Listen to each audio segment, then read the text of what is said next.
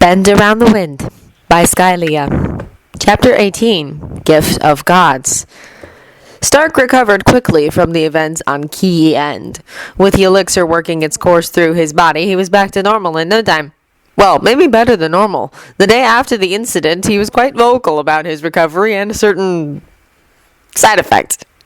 "You said it did not change anything I would notice," Stark said as he walked out of the bathroom with a scowl on his face. "Yes?" Loki asked without looking up from the blade he was sharpening. He lost the one he was using before on Key End, and he needed something until his Alendor blade was made. This was just a small knife he found in the kitchen, but it would do.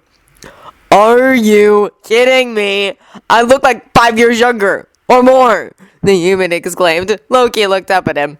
The mortal was freshly shaved, only his small goatee remained on his face that annoyingly reminded Loki of Fandral.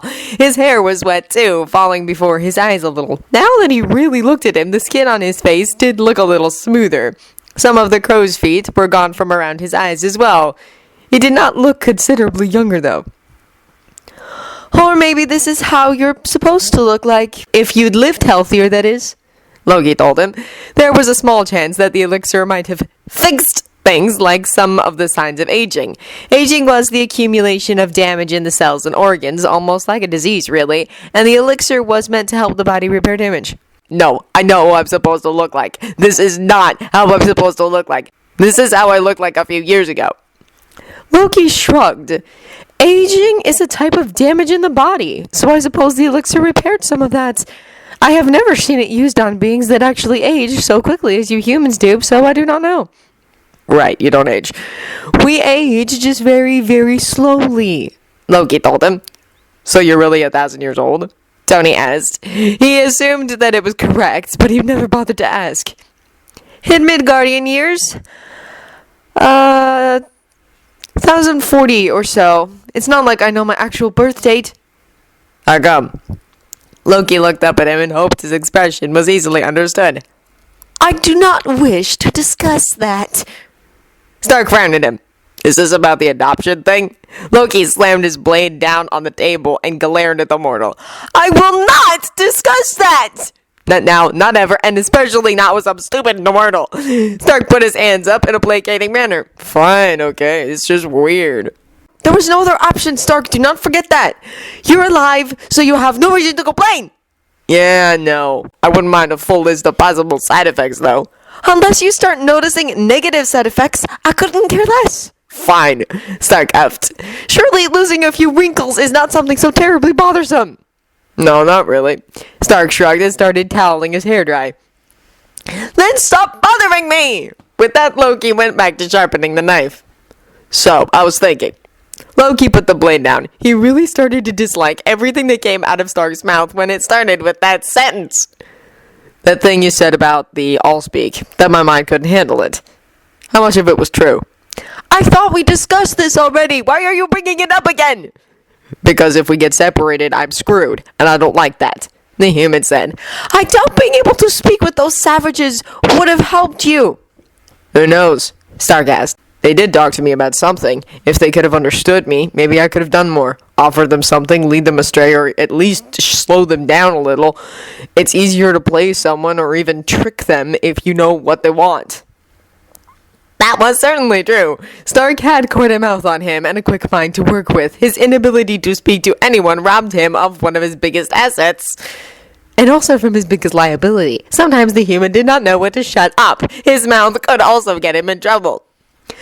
"Considering you survived the elixir," Loki started, "maybe you could handle it, but there is still a risk.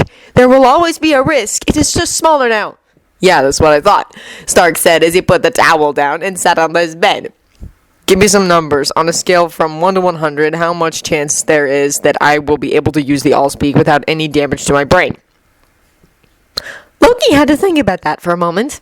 A few days ago, it would have said that there was more chance for failure than success, but now it was different. Stark's body could handle the elixir. As a matter of fact, he adjusted in only a matter of hours. Maybe humans in general were more resilient than he thought, or just simply Stark was a special case. The second elixir worked on him how it was supposed to work on any Aesir. Also, Stark's intelligence and his ability to control the ship so effortlessly was something to consider as well. His chances were rather high, considering Loki's knowledge of magic and how the Allspeak worked. With some average sorcerer, the chances would be lower, but Loki was skilled enough to work such delicate magic with the required caution. About 85, maybe, Loki told him. Or better, with suitable preparations. Depends on how you would react to magic. That's pretty good. You would really risk your sound mind just to be able to talk to anyone? I'm willing to risk it so that we don't end up in a situation like that again. Maybe it would have changed nothing, but maybe it could have. Maybe next time I will have to be able to answer a question instead of gaping like a fish. What if we get separated and I can't find you because I can't even ask anyone if they've seen you? What if I have to find my way back in the city on my own, but I can't even read the street signs? Well, we could not get separated, maybe? Loki offered. Yeah, because we totally planned the previous ones too, Stark remarked. I know we need to rely on each other to get back home, but having to rely on you in this, it's like I'm dead weight. Unable to do anything outside of this ship on my own. You can't tell me it's not a redundant burden, a problem for the both of us. Loki sighed. In a way, it was a problem. Any sort of emergency could require Stark to speak with someone, just like the occasion could call for Loki to carry a gun. Not being able to communicate with anyone could one day very well cause them even bigger problems, especially considering how great their luck was with foreign planets so far. I told you my magic is limited, Loki told him. You also told me that you can use magic, only it tires you out too much. But it's not like we're going anywhere, so I was wondering if you had enough in store to do something like this. It would tire him out very much, but he could do it if he wanted to. It would just make him more than useless for the rest of the day, and this was not even a truly energy-consuming spell. It made his skin crawl, the thought of making himself so vulnerable. This was Stark, though, and while his instincts screamed against the very idea, he was quite certain that he knew the mortal well enough to know that he was not in danger in his presence, not even in a vulnerable state. And you would really let me so close to your mind? How foolish is that? I did not betray you, right? So I have nothing to worry about. Stark was a fool to trust him. Well, Loki did give him his word, but he was still a fool. Everything Loki did, he did for himself and his own benefit. Could the stupid human not see that? Fine! It's your head! He gave in. Lie down! Why? What did we agree upon? Did I follow your instructions without questioning them? Stark recited dutifully. Very good! Now lie down! The human did so without arguing this time. Loki sat down next to his head. He already explained how this would go to Stark. Now, being successful in reality was a different matter. He did manage to make the human drink some mild calming mixture. He would be unable to quiet his brain for long enough without it. Even like this, it would be challenging, Loki imagined. Stark was not someone to stop thinking. Loki could understand that well enough, but it still made this a little bit more difficult. So can you manage to not think of anything? Loki asked. Believe it or not, I did that quite a lot in the past. Only there was more alcohol and sex involved. I don't even know whether my concoction loosened your tongue so or not. My tongue is always on the loose, Stark replied, then his lips curled up into a lazy smile. Does performance issues ring any bells? Quiet now, Stark. Silence your mind. This will hurt you if you are not prepared well enough. The human closed his eyes at that and breathed in deeply. I do not think you are someone to meditate much, but this time, do try. Focus on your breathing, listen to the sound of your heartbeat. Loki quieted his voice down a little. His tone deepened as well, soothing rather than harsh. It's been a very long time ago since he worked such delicate magic. No one trusted him with something like this, lest he decide to play some game or prank, or so they feared, Loki assumed. They rather went to the healers or the sorcerer's guilds than Loki, even if he was much better suited for the task. If he remembered correctly, the last time it happened was in Alfheim, when one of the ladies in the court was bitten by a venomous snake during a trip. The poison had attacked her nervous system. Loki was the closest mage, and the elves did not even hesitate to ask him for his help. It was delicate work to fix the damage done to the mind. No simple potion could heal something like that. A magic wielder had to be there to control the flow of the medicine to the right places. It had to be done very quickly, but with great care. Loki was never a true healer, but his skills were well known, at least in Alfheim. He was rewarded with a beautifully crafted dagger for the deed, which Loki accepted gracefully. The elves were also quite impressed. All the mages in the court spoke of him highly.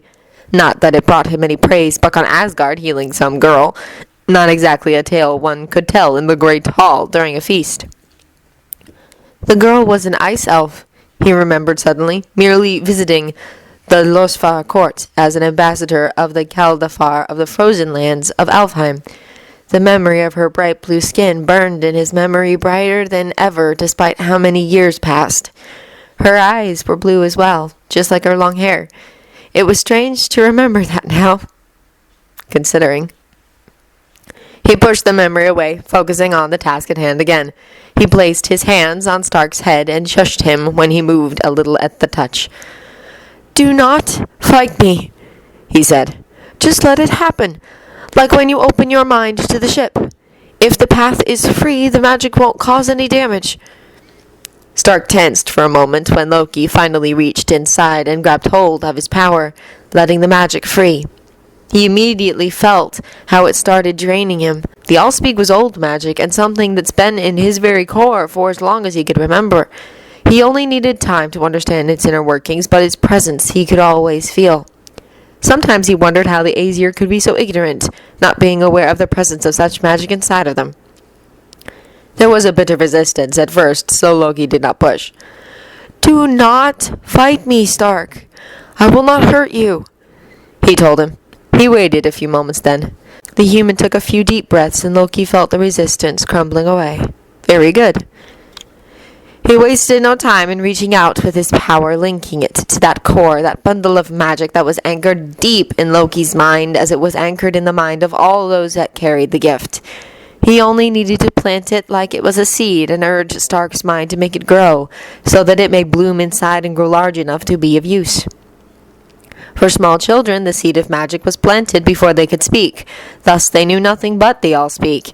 Oh, how long it took Loki to be able to learn new languages for magic, to be able to speak words as they were meant to be spoken instead of in Allspeak. This will be different for Stark. He already had his own tongue to use, or even several, since there were many different ones on Midgard. Stark tensed again as the magic took root, but Loki shushed him again and slowly drew back from his mind. He only cut the connection once he drew back completely. He noticed then that he was panting slightly, and as soon as his attention shifted back to his body, he became aware of the tiredness that seeped into his every bone. He did not remove his hands from the human's head. "Loki?" Stark asked. "The main part is done. Congratulations. You did not suffer any brain damage." "Well, yay, good for me, but I don't feel any different," Stark said. "Unless I count how my head feels like it's stuffed full with cotton."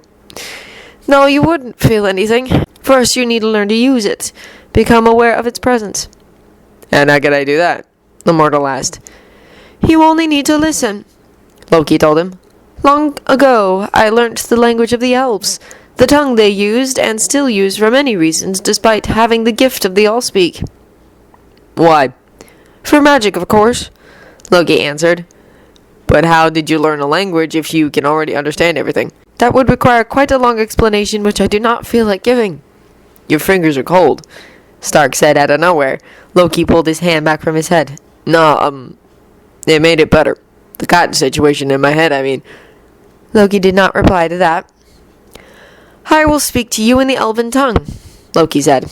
"You will only have to try and understand me. The more you try, the closer you will become to make use of that speck of magic I planted in your mind. For now, it's like a muscle you have never used before. You need to be able to move it, so first it needs to be strengthened." "And after a while, I will just suddenly understand?" "It will happen gradually, and it might take a few days, but since I am drained and would prefer to not move at all, it is as good as any time to start. You will be able to understand some of it from the start, but not all." "So I just listen?" he asked. "Yes, just listen." "What are you going to talk about?" Stark asked then. "Is there any specific topic you're interested in?" "Well, you said bits and pieces about the 9 realms so far, so you could give me a full picture of that one." "Very well," Loki agreed. That was general enough, least likely to turn unpleasant talking about it. Just don't get too technical on me when it comes to magic, or I won't understand, all speak or not. I will try and keep it very, very simple for your benefit then. Don't get cute, reindeer games. Stark sounded as tired as Loki felt, only his tiredness was the exhaustion of the mind and not of the body. Oh, if they got attacked right now, they would die a horrible death. We do have some sort of automatic defense system on the ship, right? He asked. Yeah, sure, it's always on. We have some pretty nice guns here and there, but we're quite far away from everything right now, so I doubt we would run into anyone. That's good. Loki nodded. Can I bring in some food for this? I'm kind of hungry and thirsty. Loki thought about it for a moment. That is a great idea, he decided. The fastest way to get his strength back was plenty of sustenance, and he would need some water as well if he was going to talk this much.